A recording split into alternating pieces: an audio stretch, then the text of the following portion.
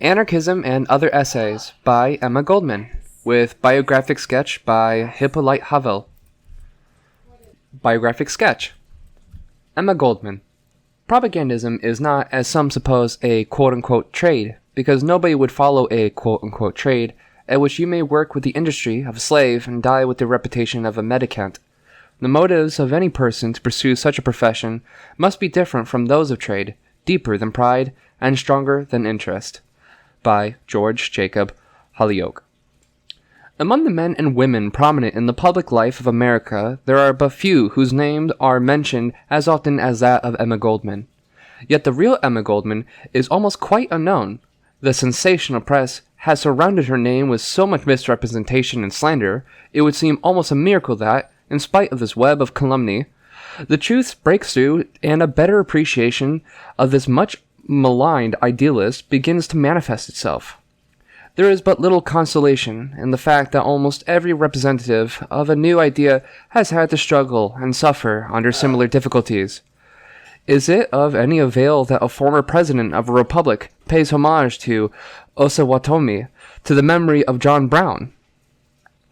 Or that the president of another republic participates in the unveiling of a statue in honor of Pierre Proudhon, and holds up his life to the French nation as a model, worthy of enthusiastic emulation? Of what avail is all this when, at the same time, the living John Browns and Proudhons are to be crucified? The honor and glory of a Mary Wollstonecraft or of a Louis Michel, who are not enhanced by the city fathers of London or Paris naming a street after them. The living generation should be concerned with doing justice to the living Mary Wollstonecrafts and Louis Michels. Posterity assigns to men like Wendell Phillips and Lloyd Garrison the proper niche of honor in the temple of human emancipation, but it is the duty of their contemporaries to bring them due recognition and appreciation while they live. The path of the propagandists of social justice is strewn with thorns. The powers of darkness and injustice exert all their might lest a ray of sunshine enter his cheerless life. Nay, even his comrades in the struggle, indeed too often his most intimate friends, show but little understanding for the personality of the pioneer. Envy, sometimes growing to hatred, vanity, and jealousy, obstruct his way and fill his heart with sadness.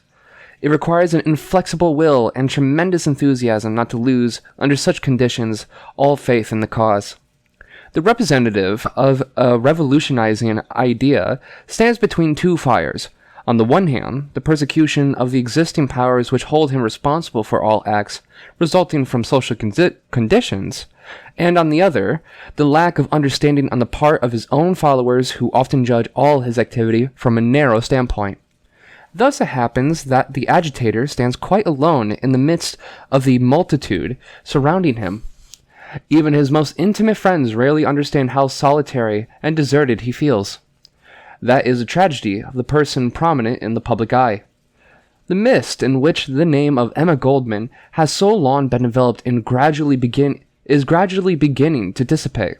Her energy in the furtherance of such an unpopular idea as anarchism, her deep earnestness, her courage and abilities, finding growing understanding and admiration. The debt American intellectual growth owes to the revolutionary exiles has never been fully appreciated. The seed disseminated by them, though so little understood at the time, has brought a rich harvest. They have at all times held aloft the banner of liberty, thus impregnating the social vitality of the nation. But very few have succeeded in preserving their European education and culture, while at the same time assimilating themselves with American life. It is difficult for the average man to form an adequate conception what strength, energy, and perseverance are necessary to absorb the unfamiliar language, habitats, and customs of a new country, without the loss of one's own personality. Emma Goldman is one of the few who, while thoroughly preserving their individuality, have become an important factor in the social and intellectual atmosphere of America. The life she leads is rich in color, full of change and variety. She has risen to the topmost heights, and she has also tasted the bitter dregs of life. Emma Goldman was born of Jewish parentage on the 27th day of June, 1869, in the Russian province of Kovno. Surely these parents never dreamed what unique position their child would someday occupy. Like all conservative parents, they, too, were quite convinced that their daughter would marry a respectable citizen, bear him children, and round out her allotted years surrounded by a flock of grandchildren, a good religious woman. As most parents, they had no inkling what a strange, impassioned spirit would take hold of the soul of their child, and carry it to the heights which separate generations in eternal struggle. They lived in a land and at a time when antagonism between parent and offspring was fated to find its most acute expression, irreconcilable hostility. In this tremendous struggle between fathers and sons, and especially between parents and daughters, there was no compromise, no weak yielding, no truce. The spirit of liberty, of progress, an idealism which knew no considerations and recognized no obstacles, drove the young generation out of the parental house and away from the hearth of the home. Just as this same spirit once drove out the revolutionary breeder of discontent, Jesus, and alienated him from his native traditions. What role of Jewish race, notwithstanding all anti-Semitic calumnies and the race of transcendental idealism, played in the struggle of the old and the new will probably never be appreciated with complete impartiality and clarity. Only now we are beginning to perceive the tremendous debt we owe to Jewish idealists in the realm of science, art, and literature.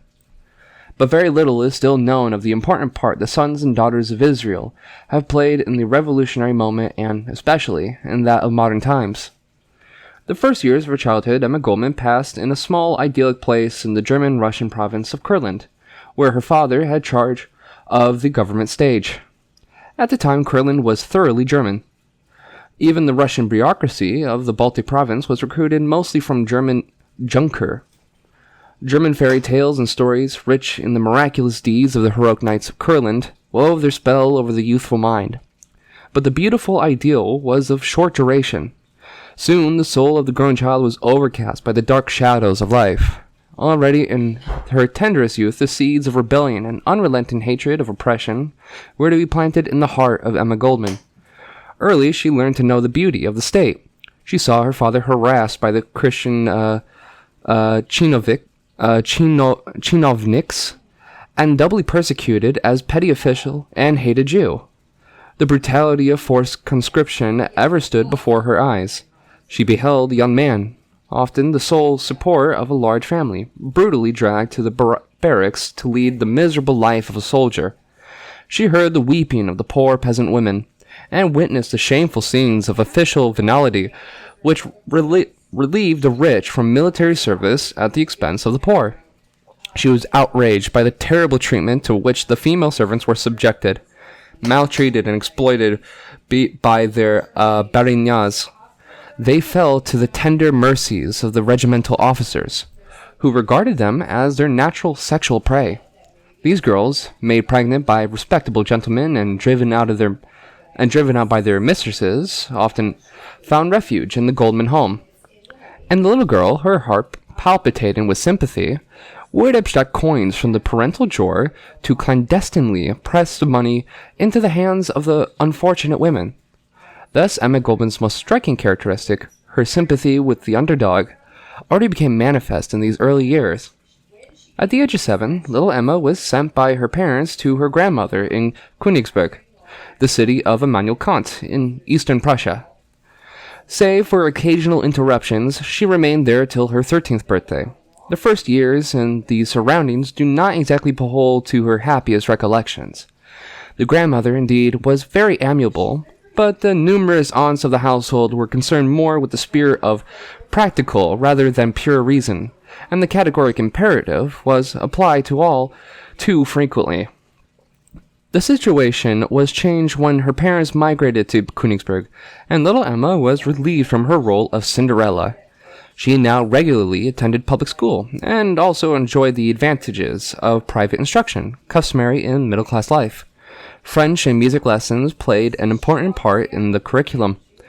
The future interpreter of Ibsen and Shaw was then a little German Gretchen, quite at home in the German atmosphere. Her special predilections in literature were the sentimental romances of Marlitte.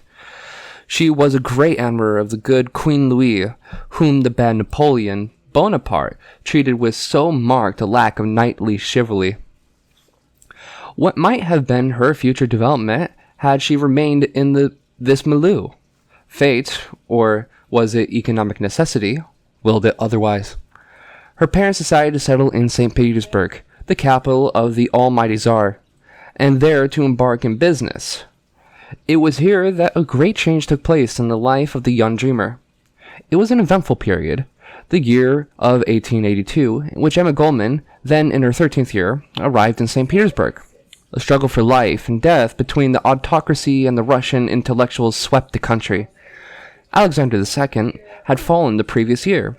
Sofia Perovskaya, Lyubov, Grinevitsky, Rysekov, Kilbatich, Mikhailov, the heroic executors of the death sentence upon the tyrant, had then entered the Valhalla of immortality. Jesse Helfman, the only regicide whose life the government had reluctantly spared because of pregnancy, followed the unnumbered Russian martyrs to the etops of Siberia. It was the most heroic period in the great battle of emancipation, a battle for freedom, such as the world had never witnessed before. The names of the nihilist martyrs were on all lips, and thousands were enthusiastic to follow their example. The whole intelligentsia of Russia was filled with the illegal spirit. Revolutionary sentiments penetrated into every home, from mansion to hovel, impregnating the military, the chinovniks, factory workers, and peasants. The atmosphere pierced the very casemates of the royal palace. New ideas germinated in the youth. The difference of sex was forgotten. Shoulder to shoulder fought the men and the women. The Russian women. Who shall ever do justice or adequately portray her heroism and self-sacrifice, her loyalty and devotion? Holy, Turgenev calls her in the great prose poem, On the Threshold. It was inevitable that the young dreamer from Königsberg should be drawn into the maelstrom. To remain outside of the circle of free ideas meant a life of vegetation, of death. One need not wonder at the youthful age. Young enthusiasts were not then, and fortunately are not now, a rare phenomenon in Russia. The study of the Russian language soon brought young Emma Goldman in touch with revolutionary students and new ideas. The place of Marly was taken by Nekrasov and Chernyshevsky. The quondam admirer of the good Queen Louis became a glowing enthusiast of liberty, resolving, like thousands of others, to devote her life to the emancipation of the people. The struggle of generations now took place in the Goldman family. The parents could not comprehend what interest their daughter could find in the new ideas, which they themselves considered fantastic utopias. They strove to persuade the young girl out of these chimeras, and daily repetition of soul-racking disputes was the result. Only one member of the family did the young idealist find understanding, in her elder sister, Helene, with whom she later emigrated to America, and whose love and sympathy have never failed her. Even in the darkest hours of later persecution, Emma Goldman always found a haven of refuge in the home of his loyal sister. Emma Goldman finally resolved to achieve her independence. She saw hundreds of men and women sacrificing brilliant careers to go to Vinograd, to the people. She followed their example. She became a factory worker, at first employed as a corset maker, and later in the manufacture of gloves. She was now 17 years of age and proud to earn her own living. She had remained in Russia. She would have probably sooner or later shared the had she remained in Russia, she would have probably sooner or later shared the fate of thousands buried in the snows of Siberia. But a new chapter of her life was to begin for her. Sister Helene decided to emigrate to America, where another sister had already made her home. Emma prevailed upon Helene to be allowed to join her, and together they departed for America, filled with the joyous hope of a great free land, the glorious Republic. America, what a magic word. The yearning of the enslaved, the promised land of the oppressed. the goal of all longing for progress. Here, man's ideals had found their fulfillment. No Tsar, no Cossack, no Chinovnik, the Republic, glorious synonym of equality, freedom, brotherhood. Thus thought the two girls as they traveled, in the year 1886, from New York to Rochester. Soon, all too soon, disillusionment awaited them. The ideal conception of America was punctured already at Castle Garden, and soon burst like a soap bubble. Here Emma Goldman witnessed sights which reminded her of the terrible scenes of her childhood in Kurland. The brutality and humiliation the future citizens of the great republic were subjected to on board ship were repeated at Castle Garden by the officials of the democracy in a more savage and aggravated manner. And what bitter disappointment followed as the young idealist began to familiarize herself with the conditions in the new land. Instead of one Tsar, she found scores of them. The Cossack was replaced by the policeman with the heavy club, and instead of the Russian chinovnik, there was the far more inhuman slave driver of the factory. Emma Goldman soon obtained work in the clothing establishment of the Garson Company. The wages amounted to $2.50 a week. At that time, the factories were not provided with motor power, and the power sewing girls had to drive the wheels by foot from early morning till late at night. An early exhausting toil it was. Without a ray of light, the drudgery of the long day passed in complete silence. The Russian custom of friendly conversation at work was not permissible in the free country. But the exploitation of the girls was not only economic. The poor wage workers were looked upon by the foremen and bosses as sexual commodities. If a girl resented the advances of her superiors, she would speedily find herself on the street as an undesirable element in the factory. There was never a lack of willing victims. The supply always exceeded the demand.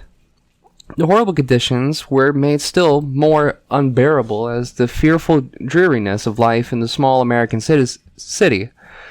The Puritan spirit suppresses the slightest manifestation of joy. A deadly dullness beclouds the soul. No intellectual inspiration, no thought exchange between congenial spirits is possible. Emma Goldman almost suffocated in this atmosphere. She, above all others, longed for ideal surroundings, for friendship and understanding, for the companionship of kindred minds. Mentally, she still lived in Russia, unfamiliar with the language and life of the country. She dwelt more in the past than in the present. It was at this period that she met a young man who spoke Russian. With great joy, the acquaintance was cultivated. At last, a person with whom she could converse, one who could help her bridge the dullness of the narrow existence. The friendship gradually ripened and finally culminated in marriage. Emma Goldman, too, had to walk the sorrowful road of married life. She, too, had to learn from bitter experience that legal statutes signified dependence and self-effacement, especially for the woman. The marriage was no liberation from the Puritan dreariness of American life. Indeed, it was rather aggravated by the loss of self-ownership. The characters of the young people differed too widely. A separation soon followed, and Emma Goldman went to New Haven, Connecticut. There she found employment in a factory, and her husband disappeared from her horizon. 2 decades later, she was fated to be unexpectedly reminded of him by the federal authorities. The revolutionists who were active in the Russian movement of the 80s were but little familiar with the social ideas that agitated Western Europe and America. Their sole activity consisted in educating the people, their final goal the destruction of the autocracy. Socialism and anarchism were terms hardly known even by name. Emma Goldman, too, was entirely unfamiliar with the significance of those ideals. She arrived in America, as 4 years previously in Russia, at a period of great social and political unrest. The working people were in revolt against the terrible labor conditions. The 8-hour movement of the Knights of Labor was at its height, and throughout the country echoed the din of sanguine strife between strikers and police. The struggle culminated in the Great Strike against the Harvester Company of Chicago, the massacre of the strikers, and the judicial murder of the labor leaders, which followed upon the historic Haymarket bomb explosion. The anarchists stood the martyr test of blood, baptism. The apologies of capitalism vainly seek to justify the killing of Parsons, Spies, Ling, Fisher, and Engel. Since the publication of Governor Altgel's reasons for his liberation of the 3 incarcerated Haymaker anarchists, no doubt is left that a 5-fold legal murder had been committed in Chicago in 1887. Very few have grasped the significance of the Chicago martyrdom, least of all the ruling classes. By the destruction of a number of labor leaders, they thought to stem the tide of a world-inspiring idea. They failed to consider that from the blood of the martyrs grows the new seed, and that the frightful injustice will win new converts to the cause.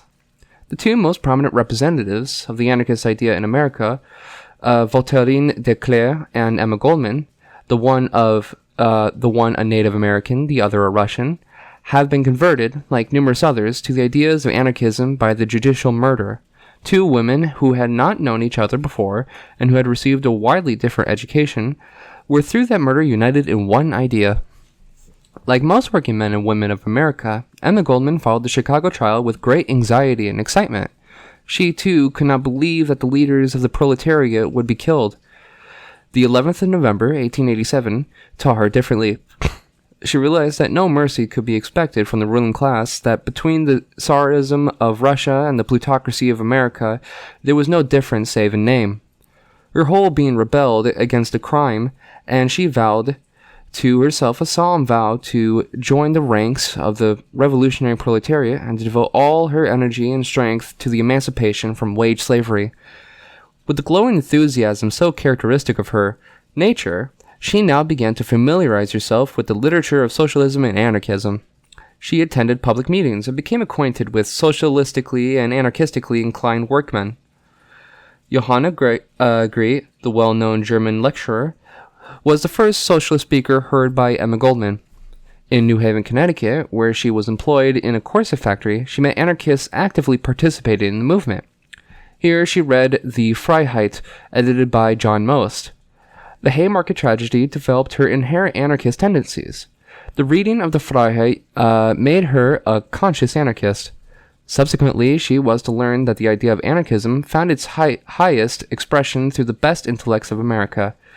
Theoretically, by Josiah Warren, Stephen Pearl Andrews, Lysander Spooner, philosophically by Emerson, Thoreau, and Walt Whitman. Made ill by the excessive strain of factory work, Emma Goldman returned to Rochester, where she remained till August 1889, at which time she removed to New York, the scene of the most important phase of her life. She was now 20 years old. Features pallid with suffering, eyes large and full of compassion, greet one on her pictured likeness of those days. Her hair is, as customary with Russian student girls, worn short, given free play to the strong forehead. It is the heroic epoch of militant anarchism. By leaps and bounds the movement had grown in every country. In spite of the most severe governmental persecution, new converts swelled the ranks. The propaganda is almost exclusively of a secret character. The repressive measures of the government drive the disciples of the new philosophy to conspirative methods. Thousands of victims fall into the hands of the authorities and languish in prisons.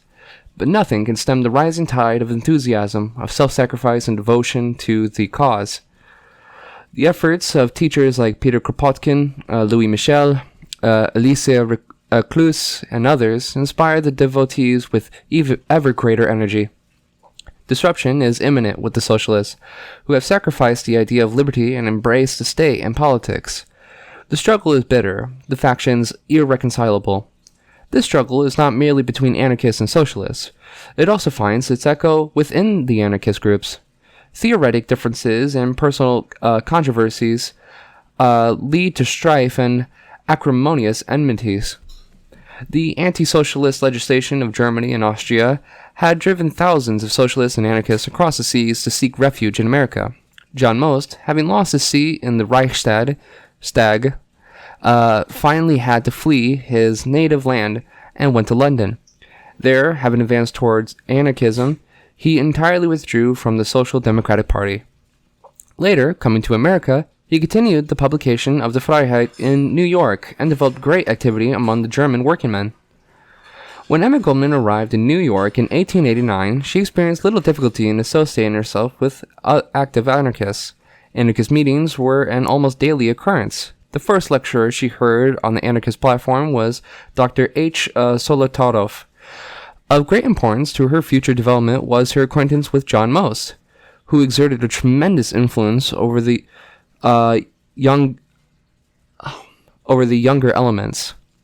His impassioned eloquence, untiring energy, and persecution he had endured for the cause all combined to enthuse comrades. It was also at this period that she met Alexander Bookman, whose friendship played an important part throughout her life. Her talents as a speaker could not long remain in obscurity. The fire of enthusiasm swept her toward the public platform. Encouraged by her friends, she began to participate as a German and Yiddish speaker at anarchist meetings. Soon followed a brief tour of agitation, taking her as far as Cleveland. With the whole strength and earnestness of her soul, she now threw herself into the propaganda of anarchist ideas. The passionate period of her life had begun.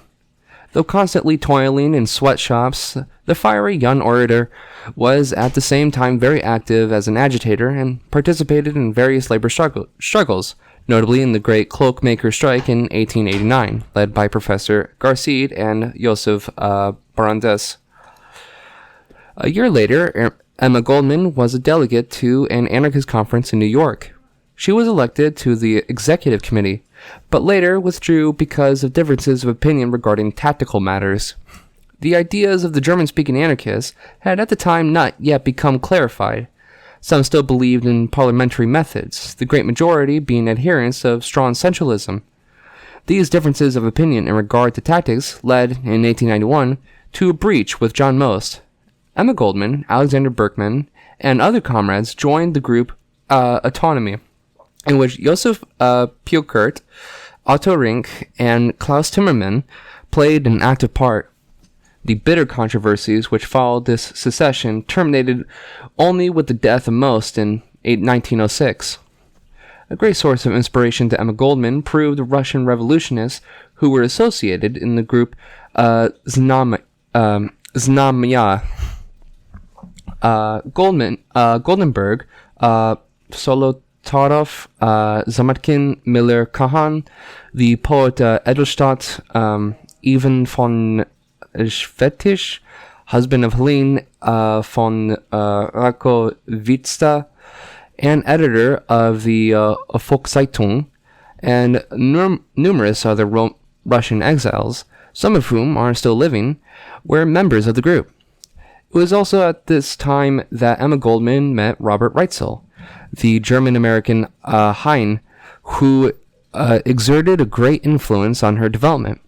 Through him, she became acquainted with the best writers of modern literature, and the friendship thus begun lasted until Reitzel's death in 1898. The labor movement in America had not been drowned in the Chicago Massacre. The murder of the anarchists had failed to bring peace to the profit-greedy capitalists. The struggle for the 8-hour day continued. In 1892 broke out the Great Strike of Pittsburgh. The Homestead Fight, the defeat of the Pinkertons, the appearance of the militia, the suppression of the strikers, and the complete triumph of the reaction are matters of comparatively recent history. Stirred to the very depths by the terrible events at the seat of the war, Alexander Berkman resolved to sacrifice his life to the cause and thus give an object lesson to the wage slaves of America of active anarchist solidarity with labor.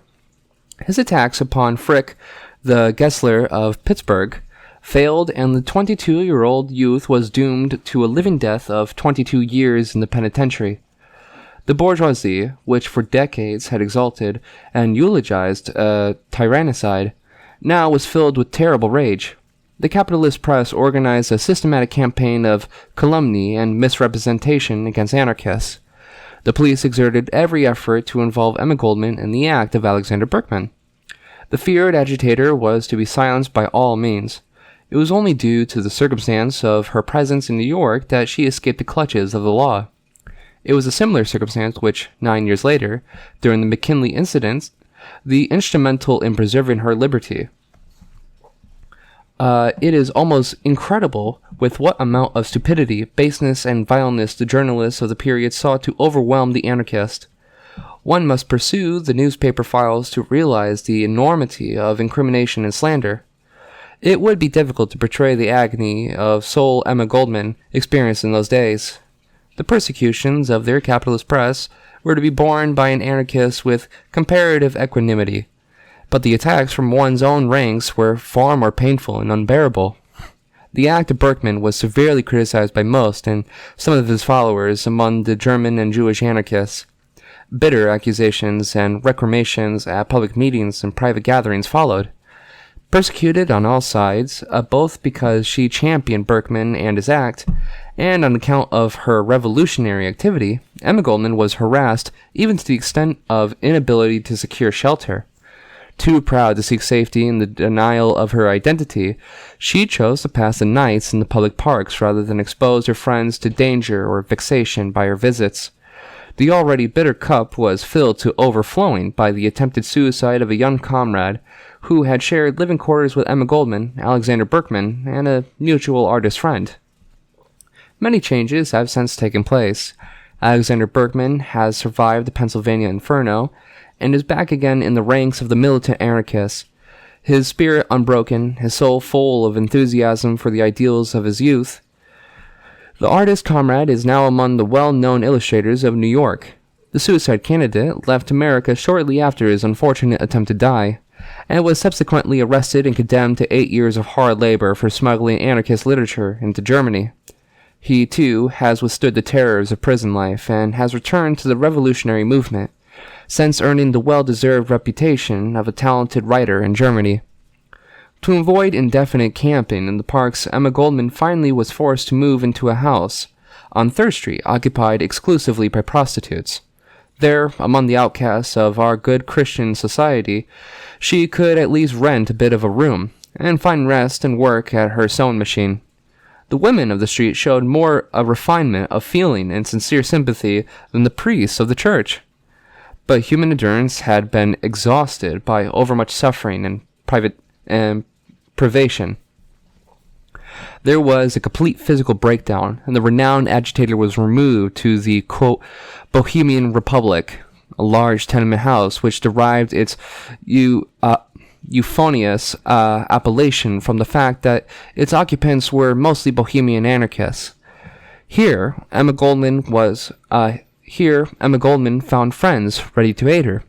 Justice Schwab, one of the finest representatives of the German revolutionary period of the time, and Dr. Solotaroff were indefatigable in the care of the patient. Here, too, she met Edward Brady. The new friendship subsequently ripened into close intimacy. Brady had been an active participant in the revolutionary movement of Austria and had, at the time of his acquaintance with Emma Goldman, lately been released from the Austrian prison after an incarceration of 10 years. Physicians diagnosed the illness as consumption, and the patient was advised to leave New York. She went to Rochester in the hope that the home circle would help to restore her to health. Her parents had several years previously emigrated to America, settling in that city. Among the leading traits of the Jewish race is the strong attachment between the members of the family, and especially between parents and children. Though her conservative parents could not sympathize with the idealist aspirations of Emma Goldman and did not approve of her mode of life, they now received their sick daughter with open arms.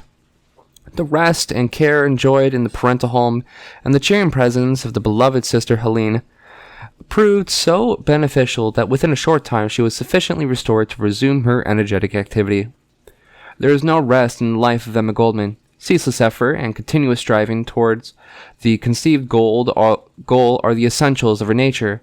Too much precious time had already been wasted. It was imperative to resume her labors immediately. The country was in the throes of a crisis, and thousands of unemployed crowded the streets of the large industrial centers.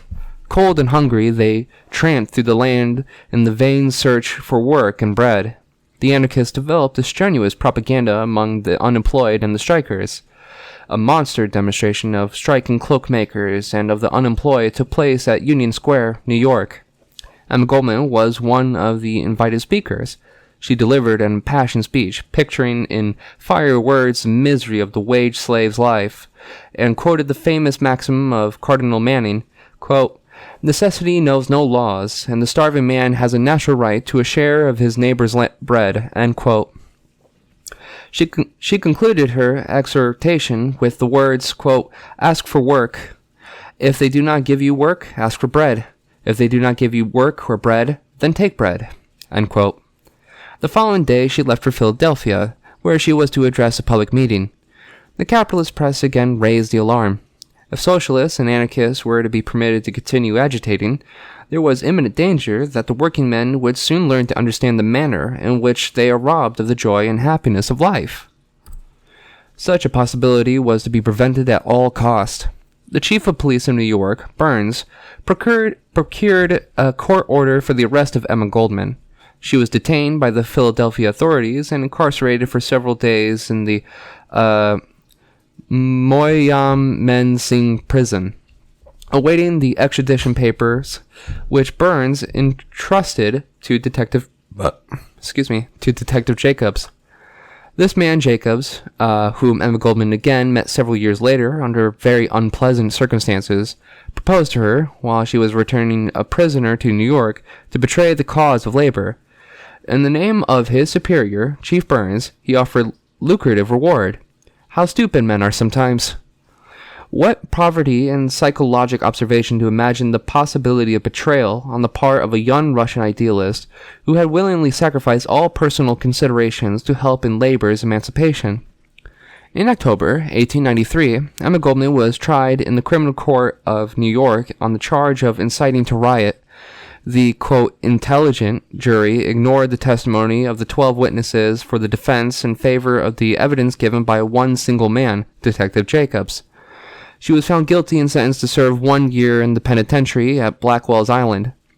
Since the foundation of the Republic, she was the first woman, Mrs. Surratt excepted, to be imprisoned for a political offense.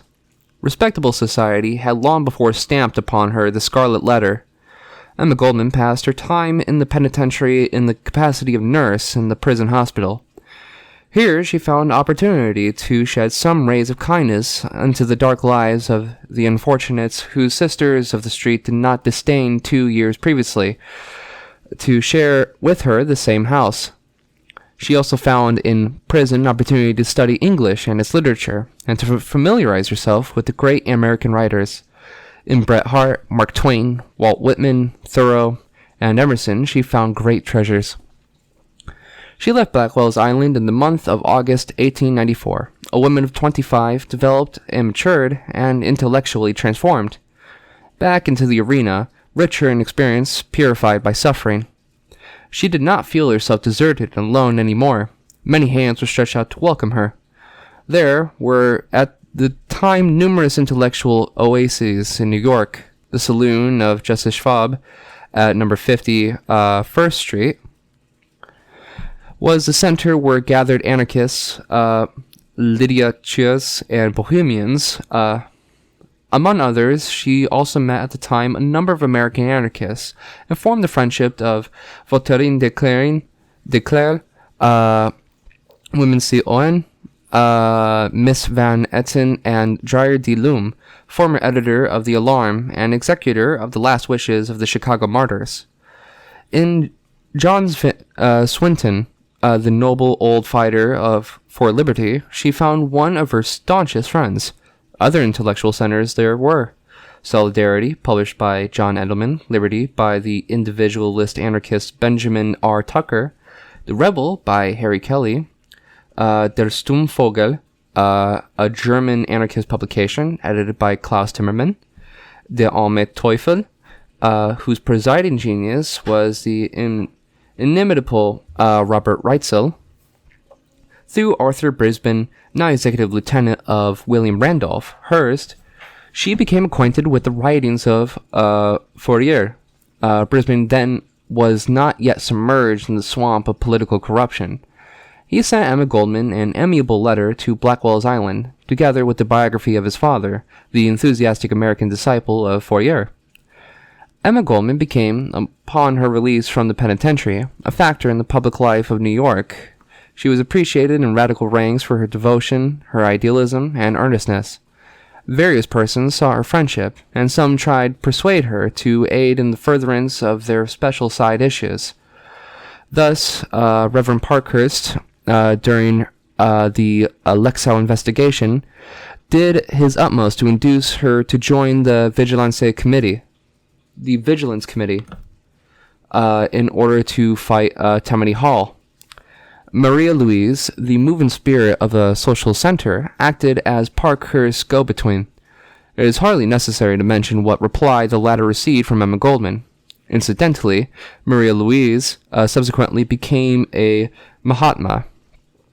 During the Free Silver campaign, ex-Burgess McLucky, one of the most genuine personalities in the Homestead strike, visited New York in an endeavor to enthuse the local radicals for free silver.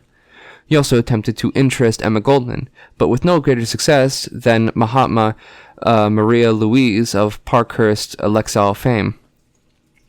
In 1894, the struggles of the anarchists in France reached its highest expression. The White Terror on the part of the Republican upstarts was answered by the Red Terror of our French comrades. With feverish anxiety, the anarchists thought the world followed this social struggle. Propaganda, by deed, found its reverberating echo in almost all countries. In order to better familiarize herself with conditions in the Old World, Emma Goldman left for Europe in the year 1895. After a lecture tour in England and Scotland, she went to Vienna, where she entered the Allgemeine Krankenhaus to prepare herself as midwife and nurse, and where at the same time she studied social conditions. She also found opportunity to acquaint herself with the newest literature of Europe. Hauptmann, Nietzsche, Ibsen, Zola, Thomas Hardy, and other artists rebels who were read with great enthusiasm. In the autumn of 1896, she returned to New York by way of Zurich and Paris. The project of Alexander Berkman's liberation was on hand. The Barbary sentence of 22 years had aroused tremendous indignation among the radical elements. It was known that the Pardon Board of Pennsylvania would look to Carnegie and Frick for advice in the case of Alexander Berkman. It was therefore suggested that the sultans of Pennsylvania be approached, not with a view of obtaining their graves, but with the request that they do not attempt to influence the board. Ernest Crosby offered to see Carnegie on condition that Alexander Berkman repudiate his act. That, however, was absolutely out of the question. He would never be guilty of such forswearing of his own personality and self-respect. These efforts led to friendly relations between Emma Goldman and the circle of Ernest Crosby, Bolton Hall, and Leonard Abbott.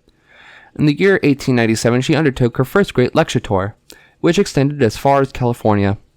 This tour popularized her name as the representative of the oppressed, her eloquence ringing from coast to coast. In California, Emma Goldman became friendly with the members of the Isaac family, and learned to appreciate their efforts for the cause. Under tremendous obstacles, the Isaacs first published the Firebrand, and upon its suppression by the Postal Department, the Free Society. It was also during this tour that Emma Goldman met the grand old rebel of sexual freedom, Moses Harman. During the Spanish-American War, the spirit of chauvinism was at its highest tide. To check this dangerous situation, and at the same time collect funds for revolutionary Cubans, Emma Goldman became affiliated with the Latin comrades, among others, with Gori, Esteve, Pallavicini, Marino, Petruccini, and Ferrara. In the year 1899 followed another protracted tour of agitation, terminating on the Pacific coast. Repeated arrests and accusations, though without ultimate bad results, marked every propaganda tour. In November of the same year, the untiring agitator went on a second lecture tour to England and Scotland, closing her journey with the First International Anarchist Congress at Paris. It was at the time of the Boer War, and again, jingoism was at its height, as 2 years previously it had celebrated its orgies during the Spanish-American War. Various meetings, both in England and Scotland, were disturbed and broken up by patriotic mobs. Emma Goldman found on this occasion the opportunity to again meeting various English comrades and interesting personalities like Tom Mann and the sisters Rossetti, the gifted daughters of Dante Gabriel Rossetti, then publishers of the anarchist review, The Torch.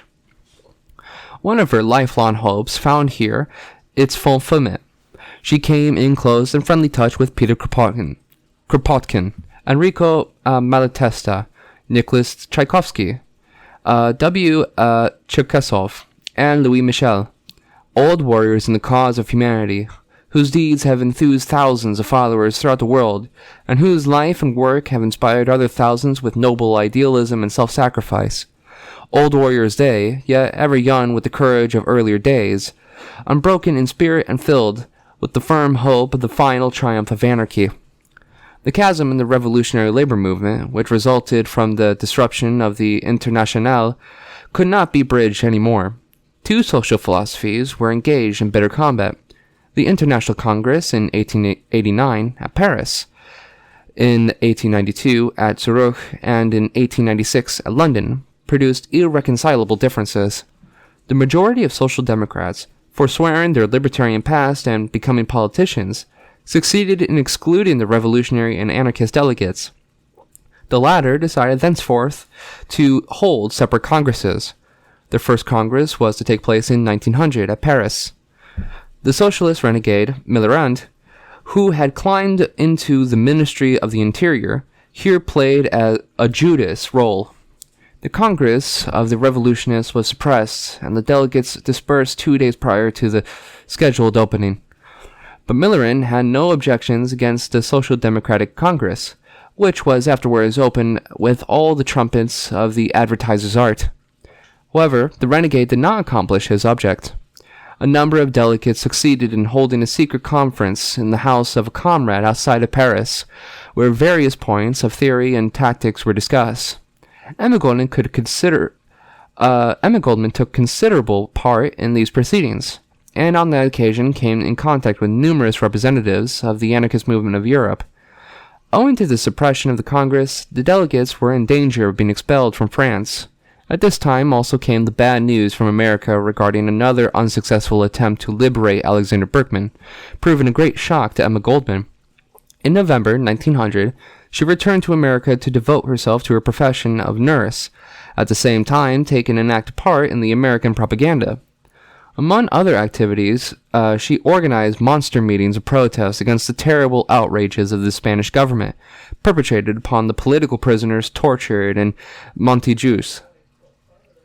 In her vocation as nurse, Emma Goldman enjoyed many opportunities of meeting the most unusual and peculiar characters. Few would have identified the notorious anarchist and the small blonde woman, simply attired in the uniform of a nurse. Soon after her return from Europe, she became acquainted with a patient by the name of Mrs. Stander, a morphine fiend suffering excruciating agonies. She required careful attention to enable her to supervise a very important business she conducted, that of Mrs. Warren. In 3rd Street, near 3rd Avenue, was situated her private residence, and near it, connected by a separate entrance, was her place of business. One evening, the nurse, upon entering the room of her patient, suddenly came face to face with a male visitor, bull-necked and of brutal appearance. The man was no other than Mr. Jacobs, the detective who 7 years previously had brought Emma Goldman a prisoner from Philadelphia and who had attempted to persuade her, on their way to New York, to betray the cause of the working men. It would be difficult to describe the expression of bewilderment on the countenance of the man as he so unexpectedly faced Emma Goldman, the nurse of his mistress. The brute was suddenly transformed into a gentleman, exerting himself to excuse his shameful behavior on the previous occasion. Jacobs was the protector of Mrs. Stander, and go-between for the house and the police. Several years later, as one of the detective staff of District Attorney Jerome, he committed perjury, was convicted, and sent to Sing Sing for a year. He is now probably employed by some private detective agency, a desirable pillar of respectable society. In 1901, Peter Kropotkin was invited by the Lowell Institute of Massachusetts to deliver a series of lectures on Russian literature. It was his second American tour, and naturally the comrades were anxious to use the presents for the benefit of the movement. Emma Goldman entered into correspondence with Kropotkin and succeeded in securing his consent to arrange for him a series of lectures. She also devoted her energies to organizing the tours of other well-known anarchists, principally those of Charles W. Mowbray and John Turner. Similarly, she always took part in all the activities of the movement, ever ready to give her time, ability, and energy to the cause.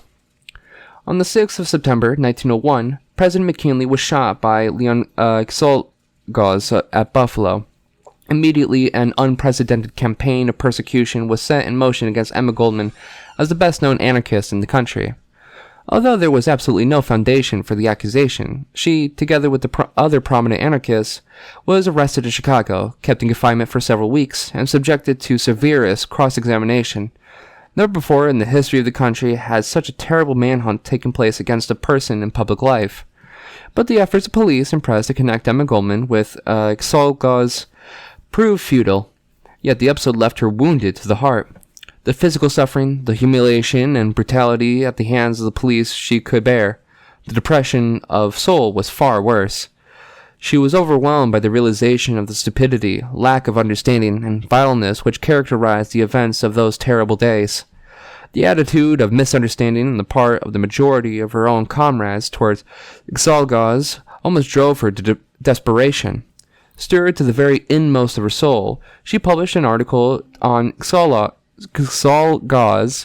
in which she tried to explain the deed in its social and individual aspects. As once before, after Berkman's act, she now also was unable to find quarters. Like a veritable wild animal, she was driven from place to place. This terrible persecution, and especially the attitude of her comrades, made it impossible for her to continue propaganda. The soreness of body and soul had first to heal. During 1901 through 1903, she did not resume the platform. As, quote, Miss Smith, she lived a quiet life, practicing her profession and devoting her leisure to the study of literature and particularly to the modern drama, which she considers one of the greatest disseminators of radical ideas and enlightened feeling. Yet one thing the persecution of Emma Goldman accomplished. Her name was brought before the public with greater frequency and emphasis than never before. The malicious harassing of the much maligned agitator arousing strong sympathy in many circles. Persons in various walks of life began to get interested in her struggle and her ideas.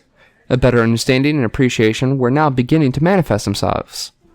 The arrival of in America of the English anarchist John Turner induced Emma Goldman to leave her retirement. Again, she threw herself into her public activities, organizing an energetic movement for the defense of Turner, whom the immigration authorities condemned to deportation on account of the anarchist exclusion law passed after the death of McKinley. When Paul Orleneff and Madame Nazimova arrived in New York to acquaint the American public with Russian dramatic art, Emma Goldman became the manager of the undertaking. By much patience and perseverance, she succeeded in raising the necessary funds to introduce the Russian artists to the theatergoers of New York and Chicago. Though financially not a success, the venture proved of great artistic value. As manager of the Russian theater, Emma Goldman enjoyed some unique experiences. Mr. Orleneff, who could converse only in Russian, and, quote, Miss Smith was forced to act as his interpreter at various polite functions.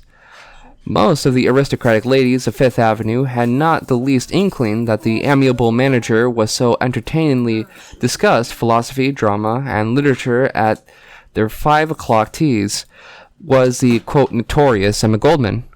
If she was no doubt have many interesting anecdotes to relate in connection with these experiences.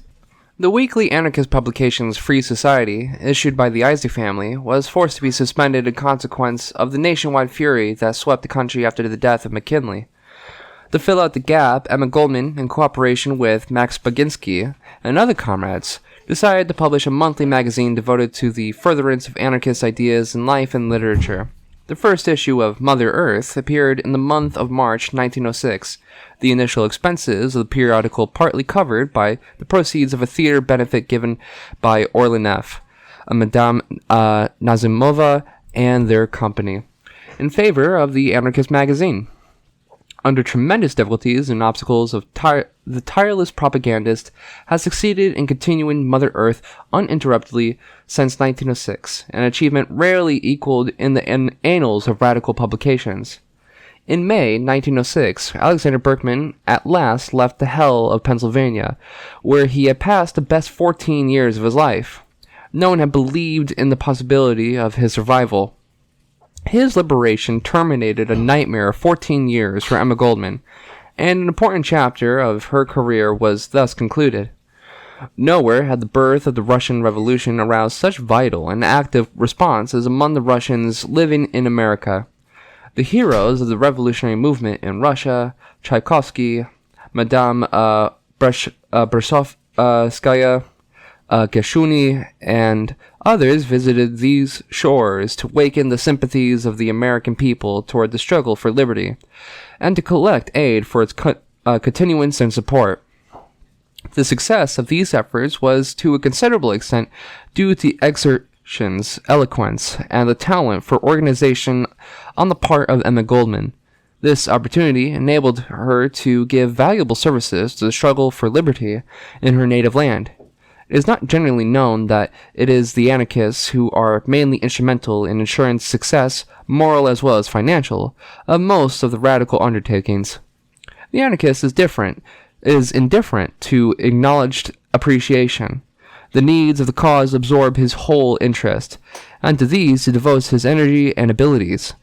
Yet it may be mentioned that some otherwise decent folks, though at all times anxious for anarchist support and cooperation, are ever willing to monopolize all the credit for the work done. During the last several decades, it was chiefly the anarchists who had organized all the great revolutionary efforts and aided in every struggle for liberty. But for fear of shocking the respectable mob, who looks upon the anarchists as the apostles of Satan, and because of their social positions in bourgeois society, the would-be radicals ignore the activity of the anarchists. In 1907, Emma Goldman participated as delegate to the Second Anarchist Congress at Amsterdam. She was intensively active in all its proceedings and supported the organization of the Anarchist Internationale. Together with the other American delegate, Max Baginski, she submitted to the Congress an exhaustive report of American conditions, closing with the following characteristic remarks, quote, "The charge that anarchism is destructive rather than constructive, and that, therefore, anarchism is opposed to organization, is one of the many falsehoods spread by our opponents. They confound our present social institutions with organization. Hence they fail to understand how we can oppose the former, and yet favor the latter. The fact, however, is that the two are not identical. The state is commonly regarded as the highest form of organization, but is it in reality a true organization? Is it not rather an arbitrary institution cunningly imposed upon the masses? Industry, too, is called an organization, yet nothing is farther from the truth. Industry is a ceaseless piracy of the rich against the poor. We are asked to believe that the army is an organization, but a close investigation will show that it is nothing else than a cruel instrument of blind force. The public school, the colleges, and other institutions of learning, are they not models of organization, offering the people fine opportunities for instruction? Far from it. The school, more than any other institution, is a veritable barrack, where the human mind is drilled and manipulated into submission to various social and moral spooks, and thus fitted to continue our system of exploitation and oppression. Organization as we understand it, however, is a different thing. It is based primarily on freedom. It is a natural and voluntary grouping of energies to secure results beneficial to humanity. It is the harmony of organic growth which produces variety of color and form, the complete whole we admire in the flower. Analogously, will the organized activity of free human beings imbued with the spirit of solidarity result in the perfection of social harmony, which we call anarchism. In fact, anarchism alone makes non-authoritarian organization of common interest possible, since it abolishes the existing antagonisms between individuals and classes. Under present conditions, the antagonism of economic and social interests results in relentless war among the social units and creates an insurmountable obstacle in the way of a cooperative commonwealth. There is a mistaken notion that organization does not foster individual freedom, that, on the contrary, it means the decay of individuality. In reality, however, the true function of organization is to aid the development and growth of personality. Just as the animal cells, by mutual cooperation, express their latent powers in formation of the complete organism, so does the individual, by cooperative efforts with other individuals, attain his highest form of development. An organization, in the true sense, cannot result from the combination of mere non-entities. It must be composed of self-conscious, intelligent individualities. Indeed, the total of the possibilities and activities of an organization is represented in the expression of individual energies. It therefore logically follows that the greater the number of strong, self-conscious personalities in an organization, the less danger of stagnation, and the more intense its life element. Anarchism asserts the possibility of an organization without discipline, fear, or punishment, and without the pressure or poverty. A new social organism which will make an end to the terrible struggle for the means of existence, the savage struggle which undermines the finest qualities in man, and ever widens the social abyss. In short, anarchism strives towards a social organization which will establish well-being for all. The germ of such an organism can be found in that form of trade unionism, which has done away with centralization, bureaucracy, and discipline, and which favors independent and direct action on the part of its members." End quote. The very considerable progress of anarchist ideas in America can best be gauged by the remarkable success of the 3 extensive lecture tours of Emma Goldman since the Amsterdam Congress of 1907. Each tour extended over new territory, including localities where anarchism had never before received a hearing. But the most gratifying aspect of her untiring efforts is the tremendous sale of anarchist literature, whose propagandistic effect cannot be estimated. It was during one of these tours that a remarkable incident happened, strikingly demonstrating the inspiring potentialities of the anarchist idea. In San Francisco, in 1908, Emma Goldman's lecture attracted a soldier of the United States Army, William Buvalda. For daring to attend an anarchist meeting, the Free Republic court-martialed Buvalda and imprisoned him for 1 year. Thanks to the regenerating power of the new philosophy, the government lost a soldier, but the cause of liberty gained a man. A propagandist of Emma Goldman's importance is necessarily a sharp thorn to the reaction. She is looked upon as a danger to the continued existence of authoritarian usurpation. No wonder, then, that the enemy resorts to any and all means to make her impossible. A systematic attempt to suppress her activities was organized a year ago by the United Police Force of the country. But, like all previous similar attempts, it failed in a most brilliant manner. Energetic protests on the part of the intellectual element of America succeeded in overthrowing the dastardly conspiracy against free speech. Another attempt to make Emma Goldman impossible was essayed by the federal authorities at Washington. In order to deprive her of the rights of citizenship, the government revoked the citizenship papers of her husband, whom she had married at the youthful age of 18, and whose whereabouts, if he be alive, could not be determined for the last 2 decades. The great government of the glorious United States did not hesitate to stoop to the most despicable methods to accomplish that achievement. But as her citizenship had never proved of use to Emma Goldman, she can bear the loss with a light heart. There are personalities who possesses such a powerful individuality that by its very force they exert the most potent influence over the best representatives of their time. Michael Bakunin was such a personality, but for him, Richard Wagner had never written Die Kunst und die Revolution. Emma Goldman is a similar personality. She is a strong factor in the socio-political life of America. By virtue of her eloquence, energy, and brilliant mentality, she molds the minds and hearts of thousands of her auditors. Deep sympathy and compassion for suffering, humanity, and an inexorable honesty toward herself are the leading traits of Emma Goldman. No person, whether friend or foe, shall presume to control her goal or dictate her mode of life. She would perish rather than sacrifice her convictions on the right of self-ownership of soul and body. Respectability could easily forgive the teaching of theoretic anarchism, but Emma Goldman does not merely preach the new philosophy, she also persists in living it. And that is the one supreme unforgivable crime, where she, like so many radicals, to consider her ideal as merely an intellectual ornament. Were she to make the concessions to existing society and compromise with old prejudices, then even the most radical views could be pardoned in her. But that she takes her radicalism seriously, that it has permeated her blood and marrow to the extent which she not only merely teaches but also practices her convictions. This shocks even the radical Mrs. Grundy.